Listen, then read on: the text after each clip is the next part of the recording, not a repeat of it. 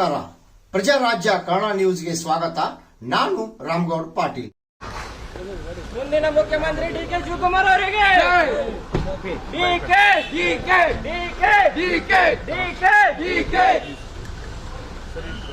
ಮುಂದಿನ ಮುಖ್ಯಮಂತ್ರಿ ಡಿಕೆ ಶಿವಕುಮಾರ್ ಅವರಿಗೆ ಮುಂದಿನ ಮುಖ್ಯಮಂತ್ರಿ ಡಿಕೆ ಶಿವಕುಮಾರ್ ಅವರಿಗೆ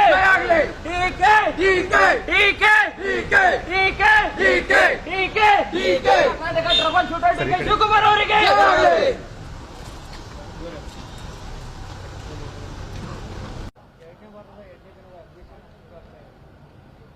ನಾನು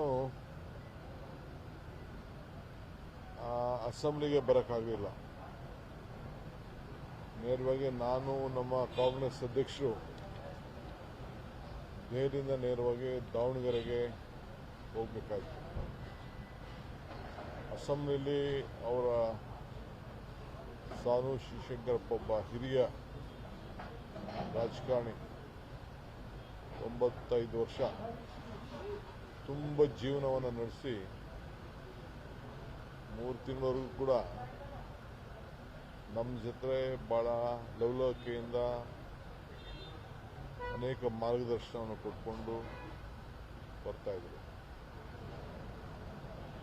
ಅಜಾತಶತ್ರು ಮಧ್ಯಭಾಗ ದಾವಣಗೆರೆಗೆ ಹೊಸ ಒಂದು ರೂಪವನ್ನು ಕೊಟ್ಟಂಥವ್ರು. ಶಿಕ್ಷಣ ಕ್ಷೇತ್ರಕ್ಕೆ ಒಂದು ಮಧ್ಯಭಾಗದ ಜಿಲ್ಲೆಗೆ ತಂದೆ ಆದಂಥ ಒಂದು ಕೊಡುಗೆಯನ್ನು ಕೊಟ್ಟು ಉದ್ಯಮಿ ಜೊತೆಗೆ ಅಜಾತ ಶತ್ರು ಜೊತೆಗೆ ಎಲ್ಲ ವರ್ಗದ ಜನರು ಕೂಡ ಒಂದು ದೊಡ್ಡ ಕೊಡುಗೈ ದಾನಿಯಾಗಿ ಸೇವೆಯನ್ನು ಮಾಡ್ಕೊಂಡು ಬಂದರು. ನಾನಂತೂ ವಿಶೇಷವಾಗಿ ಅವರ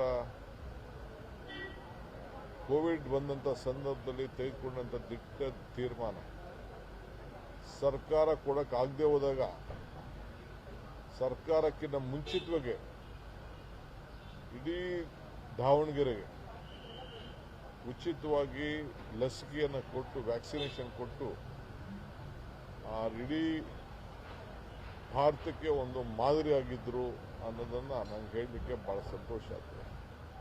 ಅದಾದ ಮೇಲೆ ಸರ್ಕಾರ ಮುಂದಕ್ಕೆ ಬಂದರು. ಸೊ ನಾನೇ ಹೋಗಿ ಅದಕ್ಕೆ ಆ ಕಾರ್ಯಕ್ರಮದಲ್ಲಿ ಪಾಲ್ಗೊಂಡು ಭಾಳ ಸಂತೋಷದಿಂದ ಅವರ ಹೃದಯ ಶ್ರೀಮಂತಿಕೆಯನ್ನು ಮೆಚ್ಚಿ ಬಂದೆ. ಸೊ ಇವತ್ತು ನಾವು ಇಡೀ ಸರ್ಕಾರ ಅವ್ರಿಗೆ ಹೋಗಿ ಗೌರವವನ್ನು ಸಲ್ಲಿಸ್ಬಿಟ್ಟು ಬಂದಿದ್ದೇವೆ. ಪಕ್ಷ ಬಂದಿದೆ. ನನಗೆ ಕೆಲವರಿಗೆ ದುಃಖ ಆಗ್ಬೋದು ಇಂಥವ್ರನ್ನ ನಾವು ಕಳ್ಕೊಂಡು ಅಂತ. ಆದರೆ ಇಂಥ ತುಂಬ ಜೀವನ ಭಗವಂತ ನಮ್ಮಂಥವ್ರಿಗೆ ಕೊಟ್ಟರೆ ಇನ್ನೂ ಸಂತೋಷ. ಸೊ ಯಾರಿಗೂ ಕೂಡ ಯಾವ ಒಂದು 10-15 ದಿನ ಹಾಸ್ಪಿಟ್ಲಲ್ಲಿ ಇದ್ದದ್ದು ಬಿಟ್ಟರೆ ಮಿಕ್ಕಿದ್ದು ಭಾಳ ಸಂಭ್ರಮದಿಂದ ಈ ಬದುಕನ್ನು, ಸಂತೋಷದ ಬದುಕನ್ನು, ಲಕ್ಷಾಂತರ ಜನಕ್ಕೆ ಉದ್ಯೋಗ, ವಿದ್ಯೆ ಮತ್ತು ಅವರು ನಮ್ದಂಥ ಧರ್ಮ ಎಲ್ಲದರಲ್ಲೂ ಕೂಡ ಒಳ್ಳೆಯ ಹೆಸರನ್ನ ಪಡೆದು ಒಬ್ಬ ಕೀರ್ತಿ ಶೀರ್ಷರಾಗಿ ಬದುಕಿದ್ದು ಅನ್ನೋದನ್ನು ಹೇಳಲಿಕ್ಕೆ ನನಗೆ ಬಹಳ ಸಂತೋಷ ಆಗ್ತದೆ. ವೋಟ್ ಚೋರಿ ನೋಡಿ,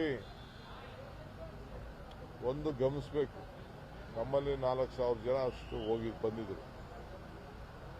ಎಲ್ಲ ಒಬ್ಬರು ಬರಬೇಕಾದ್ರೆ 4 ಟ್ರೈನಲ್ಲಿ ಇರೋರು ಒಂದು 10-15 ಸಾವಿರ ಖರ್ಚು ಮಾಡ್ಬೋದು, 20 ಸಾವಿರ ಮಾಡ್ಬೋದು.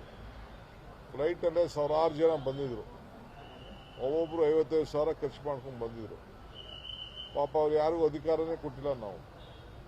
ಆದರೂ ಈ ದೇಶದ ಪ್ರಜಾಪ್ರಭುತ್ವ ಉಳಿಸ್ಬೇಕು, ಆಗ್ತಾರ ಅನ್ಯಾಯ ತಡಿಬೇಕು ಅಂತೇಳಿ ಭಾಳ ಆಸಕ್ತಿಯಿಂದ ಬಂದು ಆ ಕೂಗನ್ನು ವ್ಯಕ್ತಪಡಿಸಿ ರಾಹುಲ್ ಗಾಂಧಿಯವರ ಮುಖಂಡತ್ವ, ಖರ್ಗೆ ಸಾಹೇಬರ ನಾಯಕತ್ವಕ್ಕೆ ಬೆಂಬಲವನ್ನು ಕೊಟ್ಟಿದ್ದು ಬಹುಶಃ ಇಡೀ ದೇಶಕ್ಕೆ ಒಂದು ಸಂದೇಶವನ್ನು ಕೊಟ್ಟಿದೆ.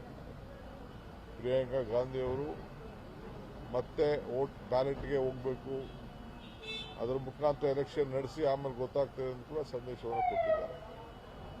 ಹಂಗೆ ಭಾಳ ಯಶಸ್ವಿ ಆಯಿತು.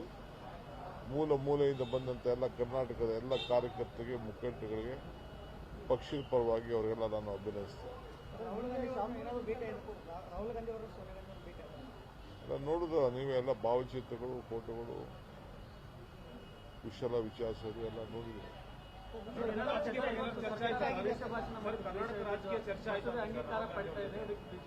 ಅವೆಲ್ಲ ಕರ್ನಾಟಕದ ಬಗ್ಗೆ ಏನ್ ಚರ್ಚೆ ಆಯ್ತು